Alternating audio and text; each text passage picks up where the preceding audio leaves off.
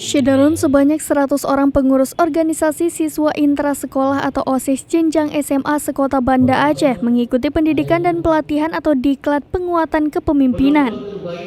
Diklat yang bertemakan bergerak bersama mewujudkan generasi tangguh dan berakhlak mulia itu diprakasai SMA N3 Banda Aceh berlangsung di Aula Sekolah Menengah Teknologi dan Industri atau SMTI Banda Aceh pada Selasa 25 Oktober 2022. Kepala SMA N3 Banda Aceh Muhibul Kibri MPD kepada serambinews.com mengatakan, pelatihan kepemimpinan bagi pengurus OSIS sekota Banda Aceh ini bekerja sama dengan Artline Cahi Hatai Jepang.